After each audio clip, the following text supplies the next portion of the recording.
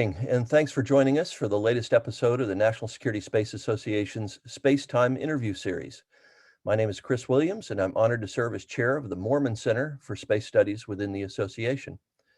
Today, we are very pleased to bring you our annual budget review event with two highly distinguished experts, Todd Harrison and Mike Tierney. Todd and Mike, welcome. Todd Harrison is Senior Vice President and Head of Research at Meta Aerospace, where he leads the company's efforts to conduct innovative, insightful, and pathfinding research for both internal Meta business units and external stakeholders.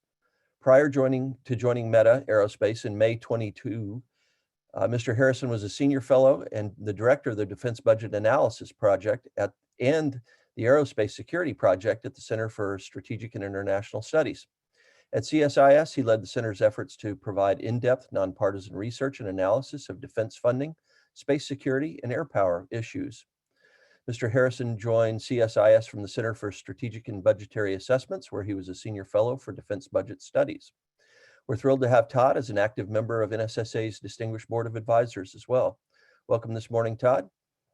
And secondly, we have Mike Tierney. Mike is the Chief of Legislative Affairs at NSSA, where he leads our educational outreach activities on Capitol Hill. Mike provides timely and objective analysis of U.S. military investments in space capabilities. He performs rigorous analysis of legislative, regulatory, budget, and acquisition policies affecting the federal market. Mike's analyses have been featured in Space News, Aviation Week, the Denver Post, Breaking Defense, and many other media outlets covering the space industry. Many of our colleagues on Capitol Hill also rely on Mike's thoughtful analyses to help guide their understanding of the intricacies of the military space budget. Gentlemen, welcome back. Quick word about our format. We will begin with Todd, who will provide insights into the overall DoD budget request, inflation assumptions, the status of DoD major acquisition programs, and the Space Force budget. Then Mike will provide a deeper dive into the fiscal year 23 budget request and an assessment of key programs and trends within the Space Force budget. As with all space-time interviews and events, we strongly welcome audience participation. We have allotted a significant amount of time for Q&A today, and we should be able to get through a good number of our audience questions. If you have questions for Todd or Mike, please use the Q&A button at the bottom of your screen. Now, without further ado, it's my honor to welcome Todd Harrison and Mike Tierney. Todd, I'll turn to you first. The floor is yours, sir. Okay, great. I'll be sharing my slides here. Thanks for the great introduction, Chris. And it's always a pleasure to be back doing this annual space budget forum with Mike as well. It's become quite a tradition. Yeah, so I wanted to start out, and I'll start kind of at the big picture trends and then, focus it down a bit more on space before I hand it over to Mike. So, crunching through the numbers, I see a lot of interesting things going on in the budget this year. First and foremost, let's talk about inflation. I'm going to warn you up front, where you see me adjusting for inflation in here, when I put things into constant FY23 dollars, I'm using the inflation assumptions that were in this budget request. Those may have been good assumptions, back in October, November when they made them. They're not good assumptions anymore.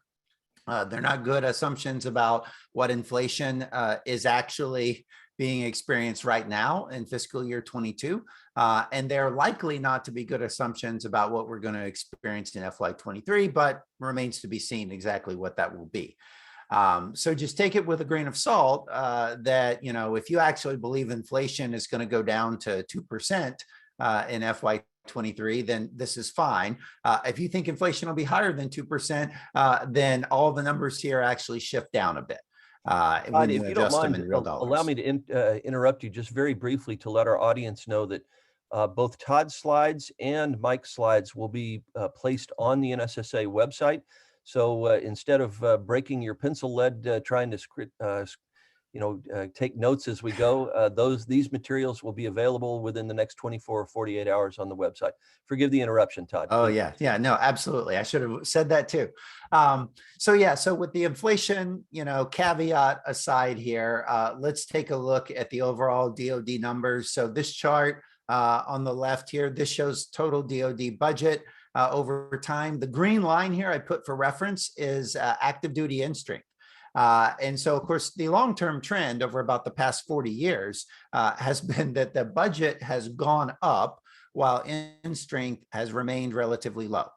And so, as I harp on all the time in various forms, that's not a sustainable trend in the long run. When your budget's growing faster than inflation, but your force is actually staying flat or getting smaller, you got to be worried about what's going on there. That is a trend that continues in this budget request. What's it driven by? Well, that's where it's interesting to look by title in the budget. We've seen significant growth in O&M costs, also in personnel costs. And that is driving the cost per person in our force structure to be much higher than it was in the past. Now, if you look at overall winners and losers in this budget request, of course, MilPERS and O&M are always, perennial winners. But if you look at by the military services down here in the lower right-hand side, you can see the percentage increase. This is the nominal increase. So taking out any inflation assumptions. This is just in raw numbers. The Air Force got the largest increase in this budget request, about 6.1% compared to what was enacted for FY22. And the Navy, the second largest. And if you look at this, the trends here, the Air Force's budget has been increasing quite a bit in recent years. And also of note, the size of the Air Force in active duty and strength has not been increasing. That's similar trend if you look at the number of aircraft or however you want to measure force structure. The Navy also has been doing pretty well recently in its budget, growing fast as well. And the Army has kind of been the bill payer in recent years in the budget request. Now, of course, a lot of the decline in the Army's budget, that was OCO funding that has been wound out of the budget, and what remained in OCO funding in the last few years just transferred into the base budget with the end of OCO. So you can see, each of the services have slightly different trends going on here, but the Air Force overall is in pretty good shape. And if you look at FY23 in particular, the Air Force actually edges out the Navy in terms of total budget share. I should note all the Air Force advocates on this call are screaming and pulling their hair out. Yes, the Air Force share of the budget includes classified pass-through funding. Once they show us where that pass-through funding is going and that it's not actually, none of it is under the control of the Air Force, I'm happy to move that to a different place. If that's the case, they ought to be putting it in defense-wide, not in the Air Force's budget. But that's another fight to have on the Hill. All right, let me go to the next slide and let's go a little deeper and look at trends in the RDT&E, the Research, Development, Test, and Evaluation part of the budget. One thing I would point out in the upper left-hand side, this chart shows what was requested each year versus what was final appropriated, the final amount that ended up in RDT&E accounts. You can see that in almost every single year, Congress ends up appropriating more for RDT&E than DoD requests. The few exceptions were in the depths of sequestration here around 2012, 13, and 14. But other than that, just about every year, Congress appropriates more than DoD requests. What's interesting is FY23. Look how much higher the RDT&E request is compared to what was requested in FY22. So big increase in RDT&E funding. Now, I want to go ahead and warn you, the decrease you see in the later years, the drop between 23 and 24 is because they don't project a FIDEP for all these different classified funding lines that are in the budget request. So it's not actually that big of a drop. But even if you account for the unreported data in the FIDEP, it actually still is a downward trend in real dollars for RDT&E over the coming years. So that's why in the title slide here, I say this is unsustained growth overall. If you look at the breakdown of RDT&E funding by budget activity that you can see here, the 6.1, 6.2, and 6.3 funding, that's normally called science and technology funding. It remains relatively small, pretty steady in this budget request. The big parts of the budget, of course, are this advanced component development 6.4 funding and the 6.5 funding. Those are for programs that are progressing through their acquisition life cycle, and in theory will be transitioning over into procurement funding in future years. And that could be a big part of the explanation for why RDT&E is not projected to continue growing in the future, is that you've got programs that are maturing and that are moving into procurement. And anecdotally, you can see that in a few major programs like the B-21 bomber, GBSD, that's the new ICBM to replace the Minuteman III. You can see that happening in this budget request. If you look at it by department, the big spike that we're seeing in FY23 and RDT&E funding, it is driven by the Air Force, no doubt about that. Again, that classified funding is primarily in the Air Force's budget. Some of that is passed through and it's not reported in the FYDP. So that's why you see that sharp drop. It will not actually be that sharp of a drop once they include that classified funding. If you look at it by program elements, so here I just summarized the top program elements over the FYDP and RDT&E. And here are the big ones. GBSD, the new ICBM, is the largest, other than classified, of course. NGAD, the new 6th-gen fighter, the Air Force is working on. And then look at that, a space program is number 3. The next-gen OPIR, overhead persistent infrared, that's new missile warning satellite constellation. That's actually the 3rd largest program element, other than classified, in RDT&E for overall DoD. And then you can see some other classified stuff, Link Plumera, but then here's the bomber, and you keep going down, some other space-related ones, space technology development, things like that. Let me go into the procurement parts of the budget here.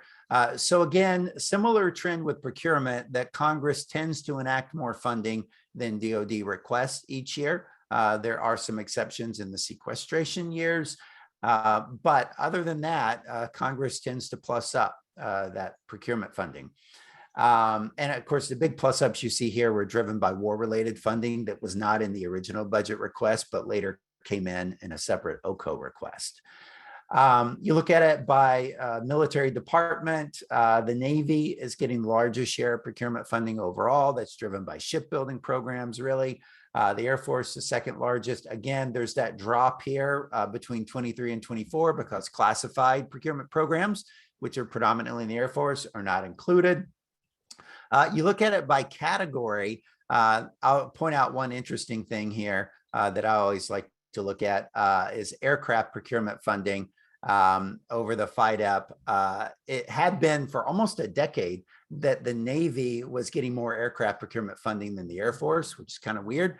That has changed in this FYDP. The Air Force is actually getting more aircraft procurement funding than the Navy over the FYDP. If you look at the top procurement line items, though, going down, this is where space is kind of lacking. Not a lot of space programs show up here in top procurement line items. Really, it's dominated by shipbuilding programs, F-35, and note there are 3 different F-35 procurement lines down here, B-21. You have to go pretty far down. The largest space procurement line item is for launch. The National Security Space Launch Program is down there.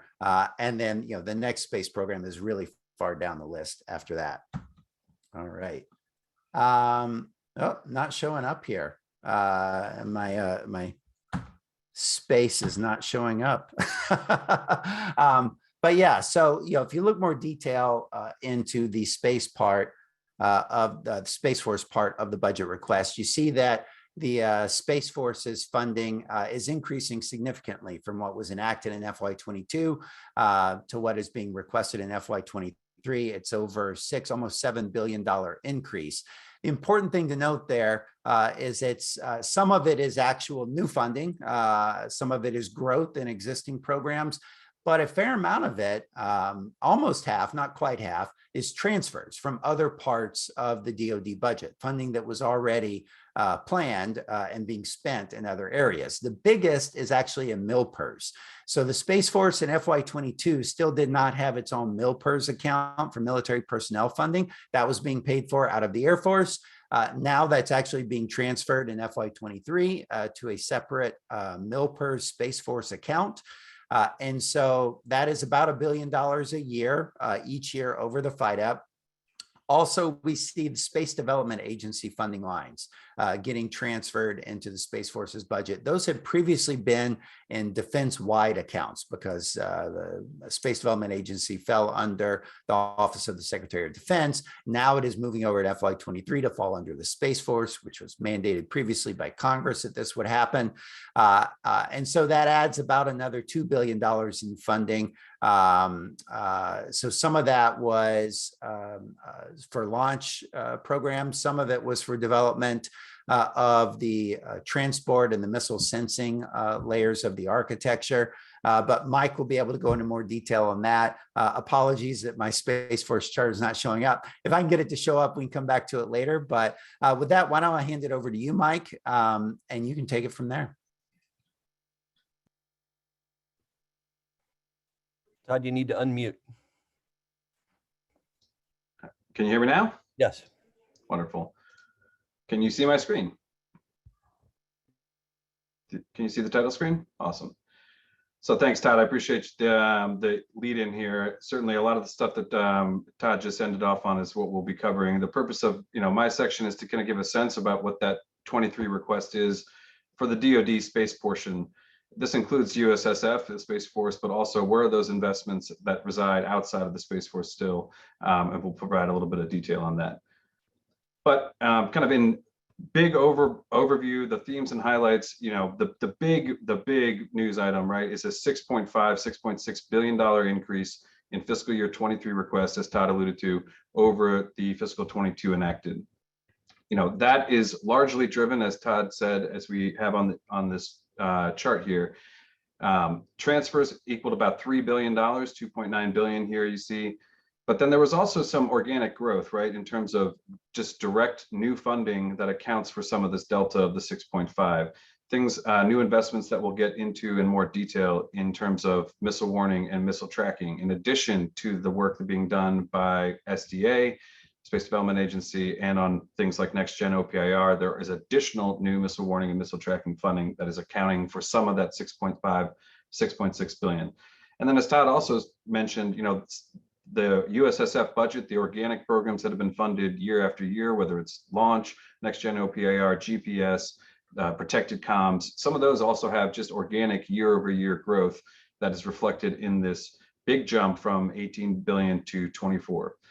I want to say, though, that at the outset, when we started this, Todd, probably 5-6 years ago, it was a lot more difficult to track the space portion of the budget because it was dispersed throughout the budget, and I had to go, nerd around and find it. Now we have it very clearly, and it's over that time, it's certainly grown substantially. When we were tracking back in this fiscal 17, fiscal 18 timeframe, the space investments totaled at about 9-10 billion in terms of procurement and RDT&E that we were able to clearly identify. We are certainly in a growth that is, definitely part and parcel with the creation of the Space Force. There's been, continued year-over-year focus both within DoD and Congress to get the space budget where it needs to be, or at least closer there too. So we're now at 24.5 billion, 24.6 billion for the Space Force.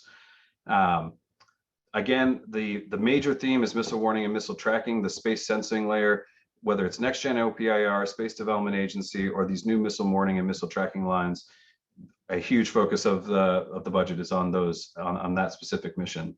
And then we also wanted to include this last bullet about the Space Warfighting Analysis Center, because that organizational entity underpins a lot of the analysis that goes into these budget requests. And for a while there on Capitol Hill last cycle, there was a little bit of confusion about where that organization stood in relation to other organizations and entities in the space ecosystem.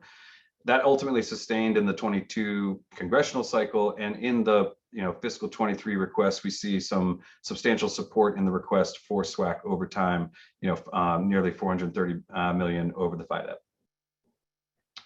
Next slide is really how the Space Force characterizes their focus areas of their budget. This comes from them. The main efforts being a capable, resilient space architecture, space superiority, empowering the Guardians. As Todd mentioned, they now have ownership of their own MilPERS account, space superiority. The resilient missile warning, missile tracking is a major focus on a mission area basis in terms of integrated defense, protected SATCOM, things like evolved strategic SATCOM, PTS, PTES continue to get substantial investments. Space domain awareness, largely a terrestrial-based system of, ground-based optical sensors, the deep space advanced radar, but there are also some space-based capabilities in there as well. And then, their investments to advance the campaign are focused on the NSSL, so we'll spend some time focused on that, as well as the 2 launches for GPS, or the 2 procurements of GPS satellites in the budget this year. That 24.6 is really relative to the Space Force. That's, the 6.5 growth from 22 to 23 is relative just to this, the USSF. But there continues to be investments outside of the Space Force that, as Todd alluded to, there's been a lot of transfers in over time, including things like Navy MUOS, but there continues to be some that reside outside of that. And we want to track that to see, where the funding is and what type of initiatives continue to remain out of the purview of Space Force. And so Missile Defense Agency, largely through congressional direction, still has ownership of the development of the payload for the hypersonic ballistic tracking space sensor. And so MDA has some of that funding that's outside. DARPA's space technology program, so DARPA, an OSD level entity, is not necessarily going to ever have this, ported into the USSF. This is funds that are, advanced R&D that are outside in that, DARPA lane. The Army continues to have its own investments, certainly not in the terms of the scope and magnitude of the Space Force budget, but on a tactical sense, they have some continued tactical investments for, LEO-based capabilities, as well as satellite communications. And I did want to note that, the Air Force itself, has its own kind of separate region of the budget now from the Space Force, yet they continue to kind of have some of, support activities. So for example, there's an O&M line in the Air Force O&M, not in Space Force O&M, but in Air Force O&M, that is direct COCOM support to Spacecom. That's in the rough order of magnitude of about $350 million. And then there's also, they have the R&D support that still resides at the Air Force level. I don't really know if those are intended to transfer over time, but those are 2 kind of pockets of money, the support to Spacecom, that kind of continue to reside outside of the Space Force. How much are we talking, though, really, in terms of adding on to that 24.6 billion? That's what this slide is about. It's also to give you a sense of, since the creation of Space Force, how much has this budget increased over time? This, previously we were talking about the comparison of 24.6 to 18 that was enacted. This particular chart is showing you request versus request year over year. The top dark blue line is going to give you the combined amount of the Space Force budget plus all these other entities. And you can see that we're getting, year over year substantial increases, kind of across the board relative to the top line. But then you'll see the, kind of corollary transfer at the service level, declining from Navy in particular and defense wide. So we're talking about, 24.5 billion, 24.6 billion in Space Force. The total that we could find is, really DoD, not USSF space, was about 26.9 billion. So we're not talking about huge numbers of billions of dollars outside of USSF that's in space, but there is, $2 to $3 billion. I will say also that the DoD briefs a number that is out there. I think it's 27.6 billion in vital space capabilities across the DoD. They don't give us, unfortunately, a nice listing of what that amounts to, but we identified about 26.7 of that 27.6 very clearly. So that, if you see that number, that's where that comes from and the difference between ours. This is now the Space Force budget, back to Space Force only. And the intent of this is to kind of give you a landscape of how that 24.6 is spread out and how have those mission areas grown over time. I think you guys, some of you have been seeing me do this for a while. We have adjusted these mission areas in order to reflect, the Space Force's organization and management structure relative to the PEOs that are in charge of these mission areas. So some of these mission areas are, effectively our proprietary creation to try and account for where to put these dollars. Some of them are one-to-one relative to how they organize and manage the programs at the Space Force level. So things like AATS, Assured Access to Space, they split this, into this specific kind of launch and range division. BMC3 is split into EGS and Space C2. Comms and PNT, that's another, kind of organic way of organizing it that the USSF does. The SDA, in this circumstance, SDA CP down here is space domain awareness, and combat power is the way that they characterize these investments and group these investments. And so we've done the same to kind of provide you an assessment of how those missions are moving. And then the last one that is really one-to-one organic from the Space Force is space sensing, and this is how they organize it. That leaves the remainder of these other bins to try and account for. So things like advanced R&D, the classified line, as Todd has mentioned in the past, that those are big wedges out there that also don't have FIDEPs. The MilPERS line, O&M. So you'll see here that this is kind of like the organization of it in terms of the big wedges.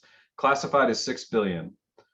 The space sensing, so next gen OPIR, missile warning and missile tracking, 4 billion. On top of that, 2 billion additionally, 2.5 billion for the Space Development Agency. And those are, really the largest wedges. And we've highlighted just in green on the ones that have really, really large year-over-year increases. As Todd mentioned, the Space Development Agency here, 2.5 billion in new money for the Space Force, because actually that resided in OSD in prior years. So this is really kind of like the pie chart effectively on a mission by mission area basis.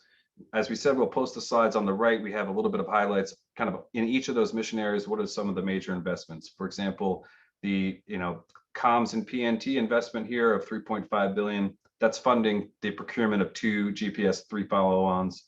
There are 3 launches funded in the NSSL launch request this year. And so this gives you the sense of where that 24.6 billion is kind of spread across by a mission and portfolio basis. On the FIDEP look, calling back to what Todd had said, this is really only a look at the procurement and RDT&E lines of USSF and minus classified. So we're not including the classified RDT&E line. This doesn't include the MilPERS line, nor does it include the O&M line. Why? Because we don't get FIDEPs for those. So we're not gonna guess. But if you look at just the remainder of the non-classified RDT&E plus procurement, this is the FIDEP for USSF over time. I want you to keep this in mind as we get to the last slide of the chart, which talks about some of the recent congressional actions, because I think there's some concern about what this FIDEP looks like and whether or not it is the right investment profile for the type of investments the department is making in its 23 requests.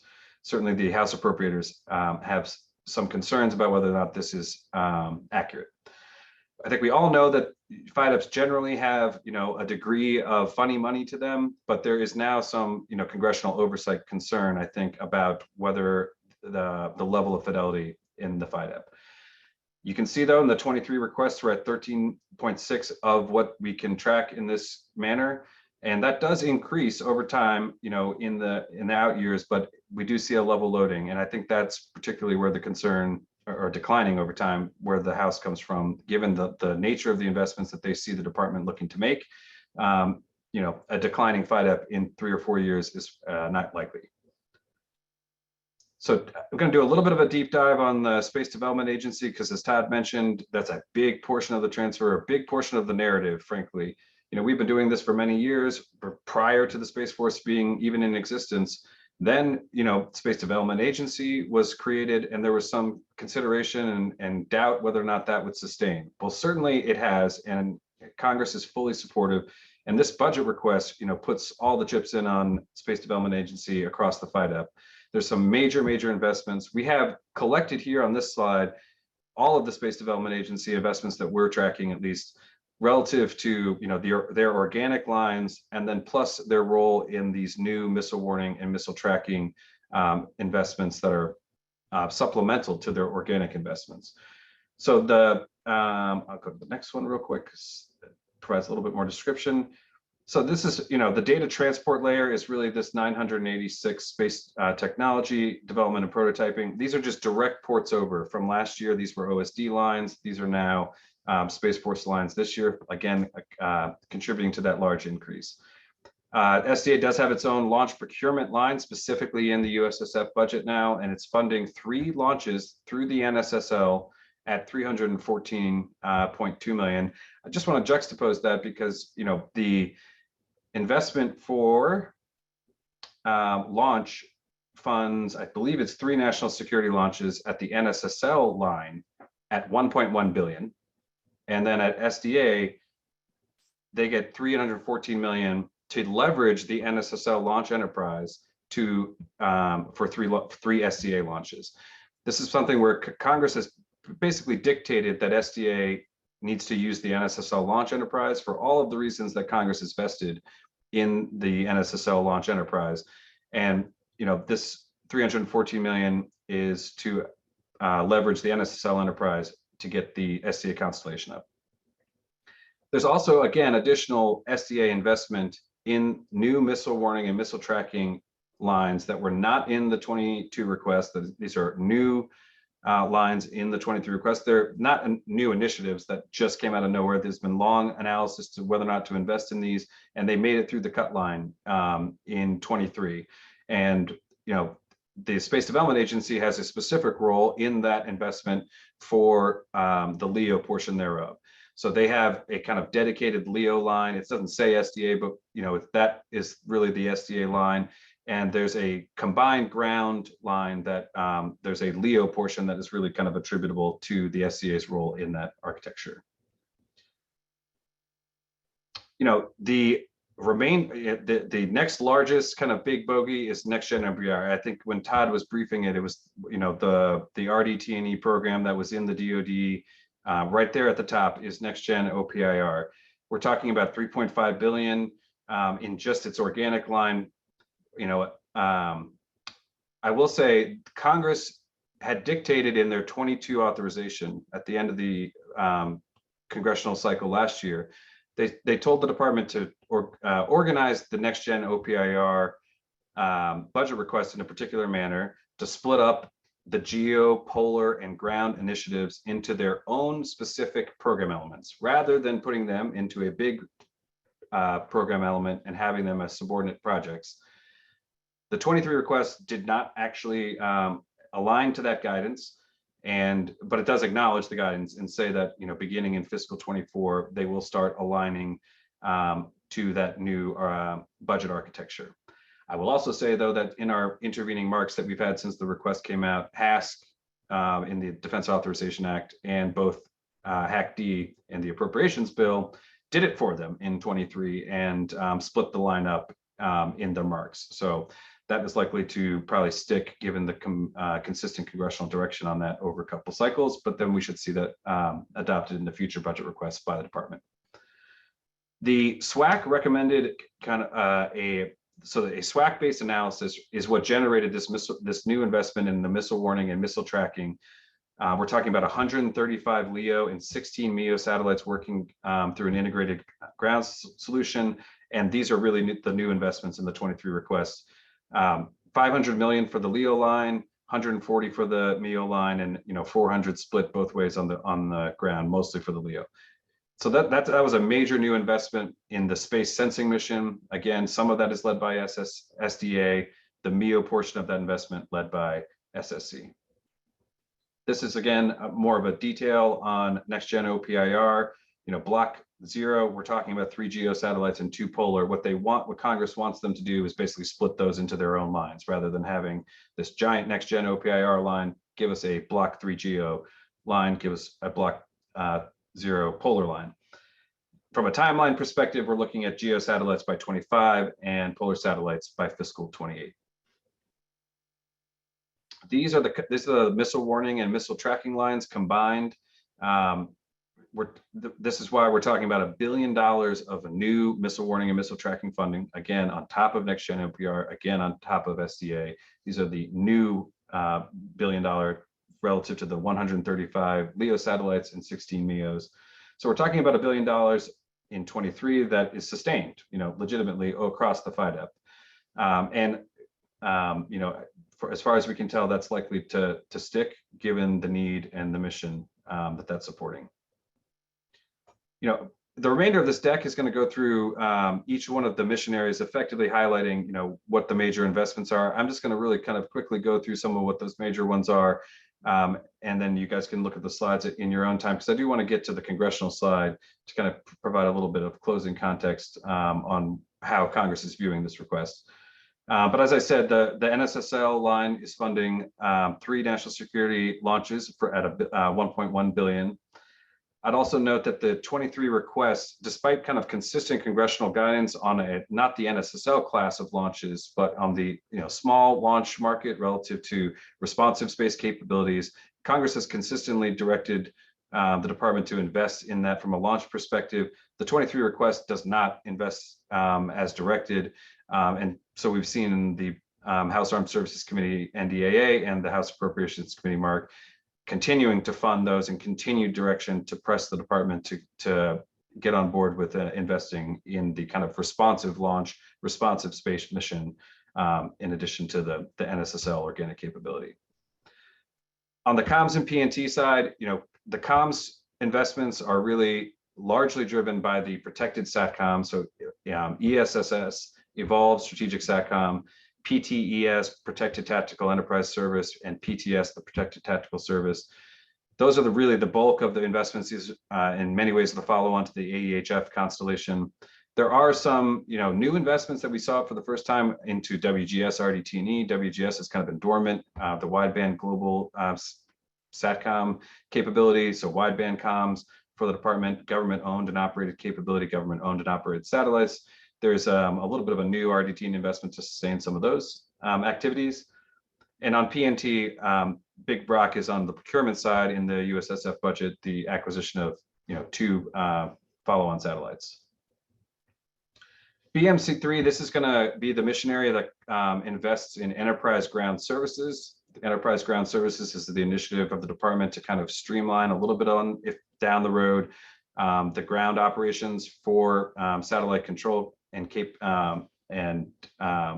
of streamline the ability for operators to get trained on one system rather than having to learn multiple systems for each of the satellites in the DoD National Space Architecture. That is funded in the BMC3 line, continued to fund kind of aggressively through the FIDEP. The AFSCN satellite control network is also funded in this mission area.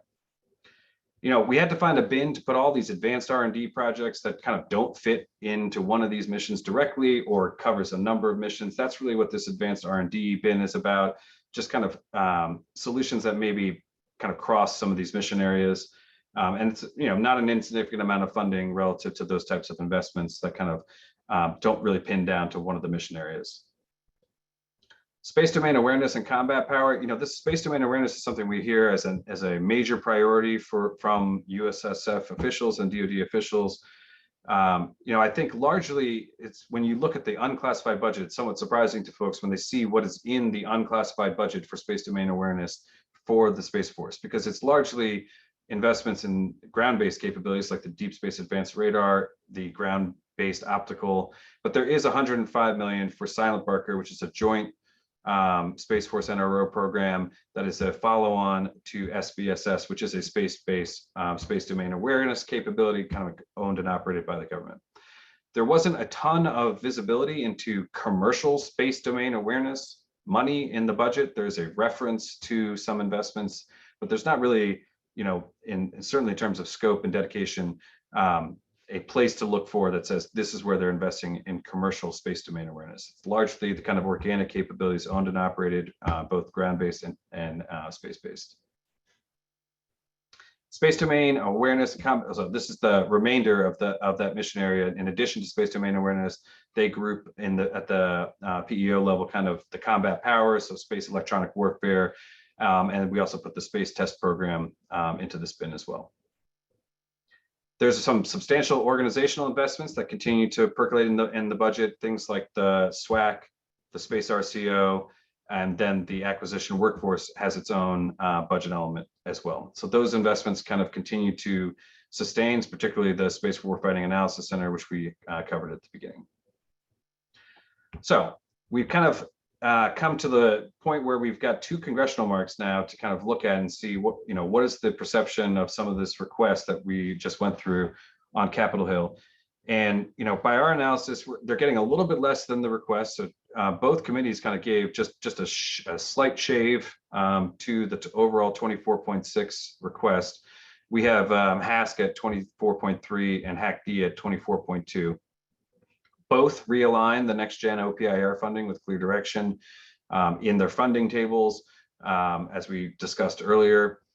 The NDAA calls for Space Force to replace its current two-vendor strategy with an open competition model for NSSL. This is, Chairman Smith's priority, I believe. It's a sense of Congress, and there's reporting requirements. It's really a feeling of Congress, and we calling upon the Space Force to do the right thing, but it's not a direction or a mandate to do as such. And they are due to report back to Congress on progress to alter that strategy. Both the NDAA and the HACD bill, as I mentioned in the Assured Access to Launch portion, the request did not include funding for kind of the responsive launch element, the small launch element.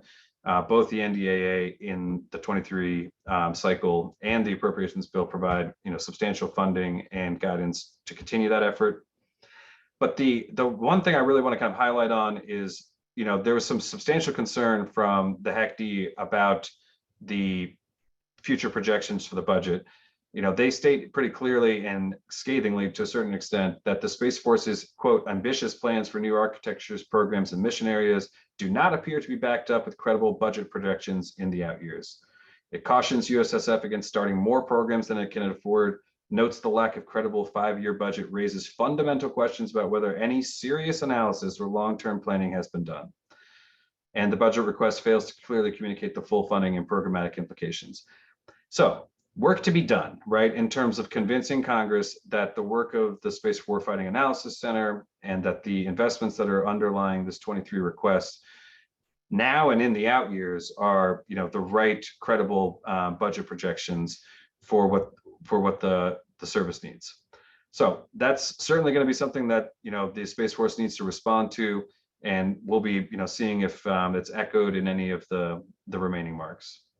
But that's really it for me, Chris. So I would kind of hand it back for you for questions and answers. And I believe Todd has succeeded in getting his chart to load. So Todd, if you would unmute and go back live. Yeah. Happy. I got to get this up there. Yeah, so hopefully you can see this. So I'm just going right from Power BI rather than PowerPoint. But yeah, this is just a summary of the Space Force's budget over the FIDEP. And Mike is right. DoD does not provide a FIDEP projection for all these other accounts other than RDT&E and procurement, but OMB does. And so in the lower left-hand corner here, this is what OMB shows as their projection. So you can see here, operation and maintenance projection in the future, procurement, RDT&E, and a little sliver here for MILPERS. And of course, the Space Force gets its own tax with the Medicare eligible retiree healthcare program. That's TRICARE for life. They've got to start paying their contributions there for Space Force service members. But you can see here that it's actually, the total Space Force budget is projected to grow in FY24, but then it declines every year after. And I think that might be what the House appropriators are referring to. You look at the top space procurement lines, there's not a lot going on other than launch and GPS follow-on. Not a lot of programs are actually showing up as transitioning into procurement in future years. There is a lot going on in RDT&E. I would point out here that both of these funding lines, I'll highlight, these were transfers from the Space Development Agency, as well as the launch up here. Those were the big transfers from the SDA. The other thing I would point out here is narrowband SATCOM, the RDT&E line there. It's not the largest over the FIDEP. It is a couple of $2 billion. If you look at the detail in that, it also says other projected funding beyond the FIDEP.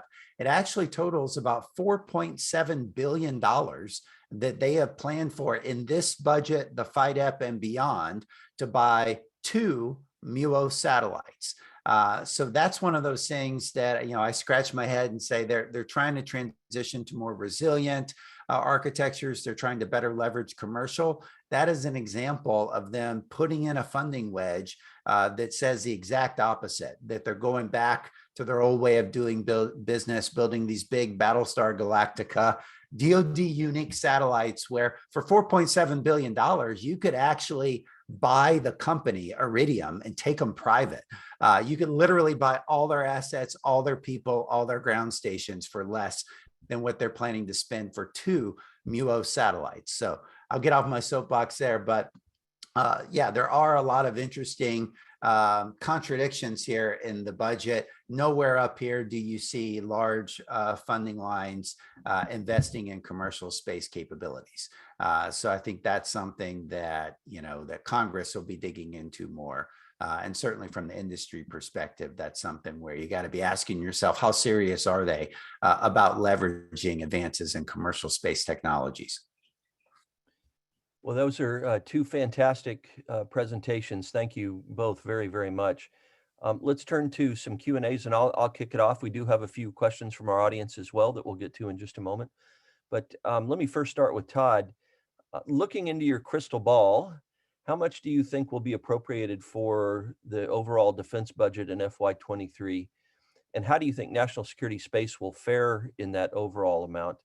And looking out over time, are we likely to see significant increases in the national security budget, the overall defense and national security budgets over the next several years? Obviously, a lot depends on upcoming midterm elections and other things, but what do you see as the general trend going forward, Todd?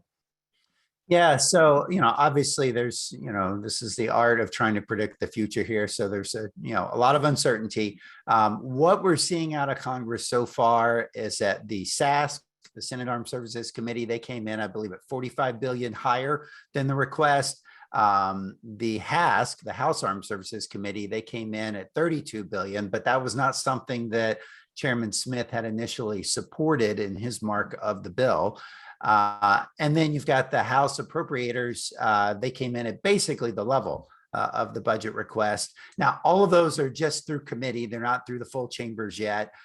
And ultimately, all that matters for the defense budget is what the appropriators end up doing in the final Appropriations Act. But my sense is that because inflation is ending up running much higher than was projected in this budget request, the world has not gotten safer in the intervening months. I think that Congress is likely to add probably something closer to what the SASC did. So I would say around $45 billion and a plus up from Congress is what I would be expecting, with an error bar around that, of course. And then, what does the Space Force expect to get out of that? So I think the lion's share of that is going to go to the Air Force, to the Navy, some to the Army. I think the Space Force will probably get a little of it. I wouldn't count on the Space Force getting plussed up by more than $1 billion or so.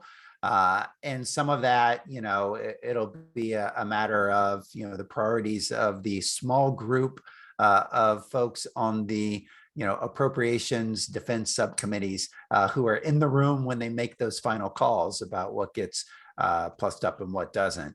But yeah, I think that the other services are likely to be bigger winners out of the overall increase Congress is likely to give this budget. Thank you. And Mike, you did a good job of describing and ranking the various mission areas and how they fared in the president's budget request for FY23. Can you look out to grab your crystal ball as well and look out a bit? What's your sense of where individual missions will fare, and especially given some of the uncertainty about what's in the FYDP or not in the FYDP, et cetera, Sure. at this point? Yeah, I mean, next space sensing. Anything space sensing is due to be, I think, a winner in the request across the FYDP and on Capitol Hill. Just as you recall, at the end of the 22 cycle, Congress gave Space Development Agency, I think, $600 million to prosecute a priority Indo-PACOM mission for wide field of view satellites. So that was kind of indicative of the the priority that Congress places on that specific mission. They've always been, there to protect and ensure that the right amount of investment is there for things like next gen OPIR, for an NSSL enterprise. And frankly, Congress has always been there really for the small launch enterprise relative to the responsive space architecture. And the last thing I would say is, Congress is always going to be the one, I think, to promote most aggressively the commercial space market relative to the capabilities that they can bring. So where Congress sees, commercial space capabilities can fit a need or a gap, or they want to push the department in a direction to adopt a more of a commercial model, I think we'll see that kind of continuing moving forward. Well, and speaking of commercial models, you both referenced the potential value that commercial capabilities can provide across a number of mission areas. Do you see overall, like on a scale of 1 to 10, let's say, how well do you think the FY23 budget request leverages commercial space? And do you anticipate any major changes in that? Is this more of an evolutionary, better understanding over time of what commercial can do, better understanding of the contract mechanisms that can be used to leverage commercial space, et cetera? Or do you expect more of a steep increase in that adoption, both funding and adoption of commercial space capabilities? And if there are particular areas you think will likely be emphasized in that regard, whether launch or SDA or other, appreciate your thoughts on that as well. Todd, yeah, I mean, go ahead, Mike. Yeah, I'll go first and then give it to Todd, in the sense that I'm gonna chicken out here and not give a grade. But if I were to give a grade, it's incomplete, right? Because there's been a lot of discussion and organizational momentum, I think, inside of the department and the Space Force to acknowledge the role of commercial capabilities. So SSC, Space Systems Command, has created a commercial space services, a commercial services office. I think we saw when we were out at the Space Symposium, Space Command announced a commercial services element as well.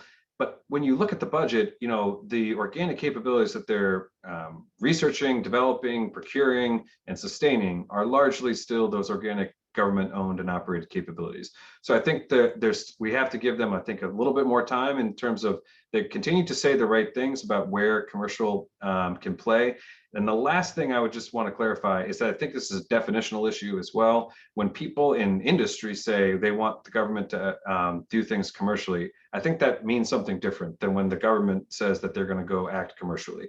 I think a good example of that is the Space Development Agency. When that first was proposed, I think people pictured them buying a service for data transport and tracking capability from a commercial provider, because they spoke so highly of leveraging commercial markets and commercial capabilities, and things like SpaceX Starlink were out there, and we're thinking they're just going to buy it as a service. That's not really what we're seeing. We're seeing a kind of a government version of a commercial acquisition, where they're buying off of commercial production lines versus necessarily buying it as a service. So that nut of how does the commercial that they need to crack of how do they leverage commercial services and get past a lot of the information assurance, security considerations that I think have a chilling effect sometimes on the department, is really the momentum I think industry wants to see, and that's certainly is incomplete. Over.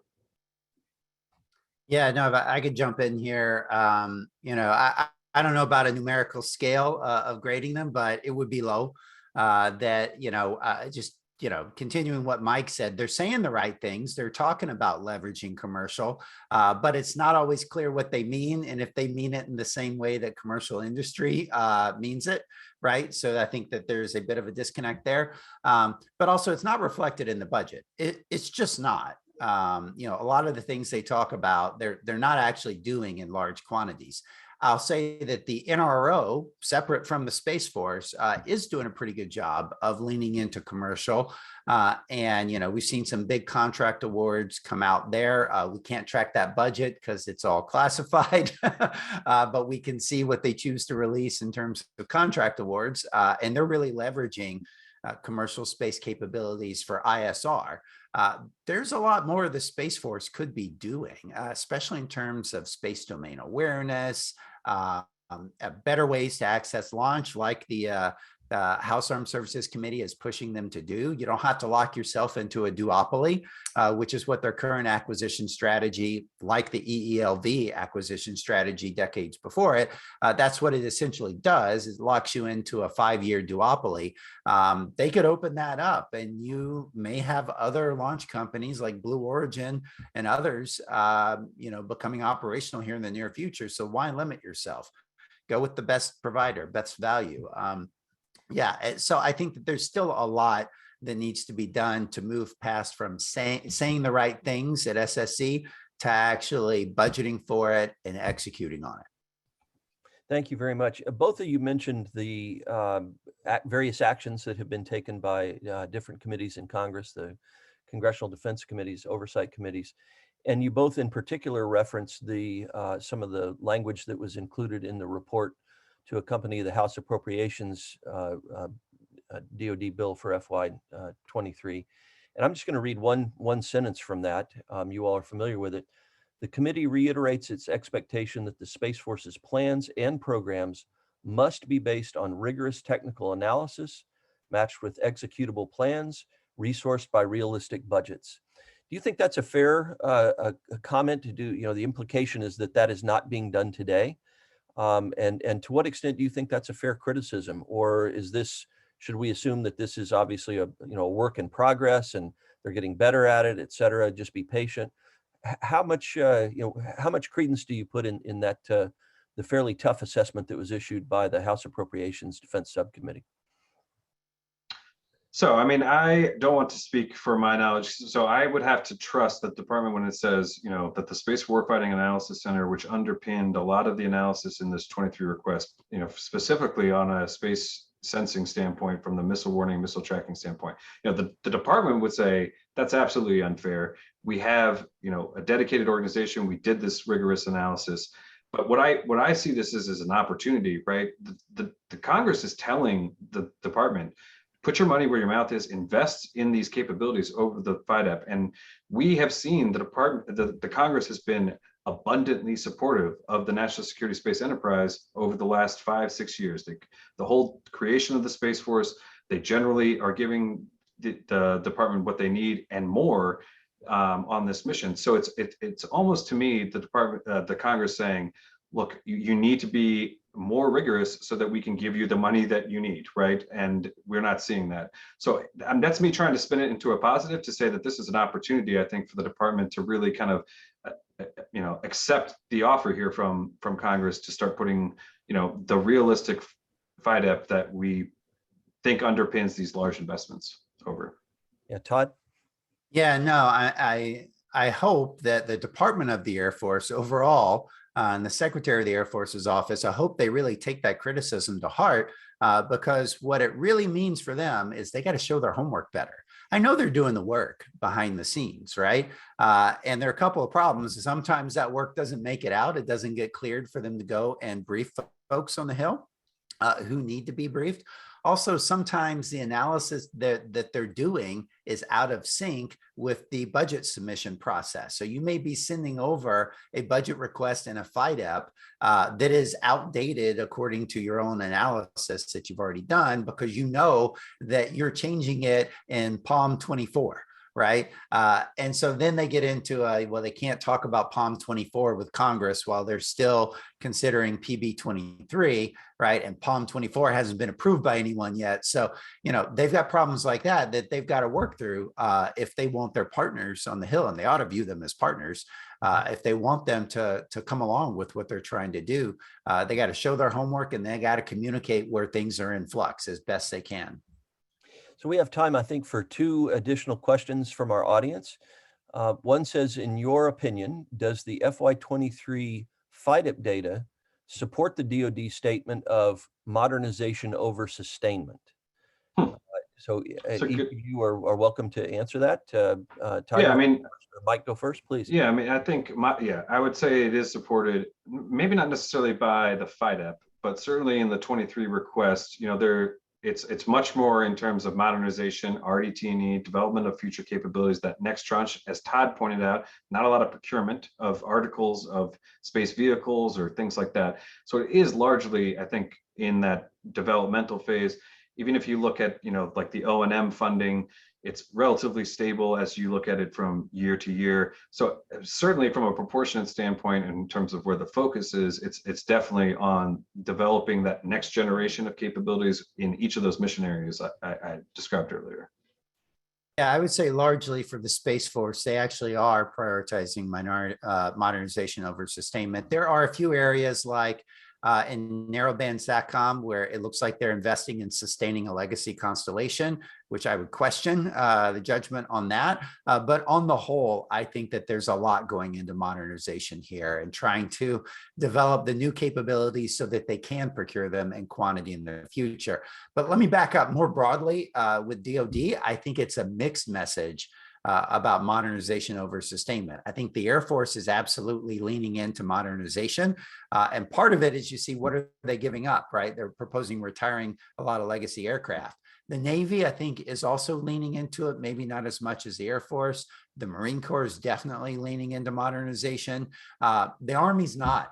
To be perfectly frank, the Army is holding on to a lot of legacy force structure that they could be giving up and reinvesting those dollars into modernizing and different capabilities, or give to the other services so that they can invest in higher priority capabilities. And that's not happening. And that was, one of the things I was looking for in this overall budget is where are they going to make sacrifices, right? Where are they going to jettison some legacy missions, legacy force structure, legacy capabilities that are really not a priority in the strategy? And the Army, I think, came up woefully short there. Well, perhaps you're pointing to the need for a new roles and missions assessment as well there, Todd. Boy, the long knives will be out if that occurs, for sure. Yes. Sadly, we are out of time today. Todd and Mike, thanks very much for your thoughtful presentations. As always, it's great to have you do this annually, and we look forward to it again next year. Thanks to our audience. We appreciate your participation and your questions. Again, I remind you that both slide presentations will be placed on the NSSA website in approximately 24 to 48 hours. Our next Spacetime event will be on Thursday, July the 7th at 1 p.m. Eastern, and will feature Ms. Joy White, the Executive Director of the Space Force's Space Systems Command. She will discuss recent reorganization of Space Systems Command and what it means for key Space Force programs and budgets, among other timely topics, and we hope you can join us for that interview. With that, thanks again for being with us, and have a great day, everyone. Thank you, Mike and Todd. Keep up the fine work. You guys are national treasures. Appreciate it. Thank you, Chris. Thanks, Todd. All right. Thank you, guys.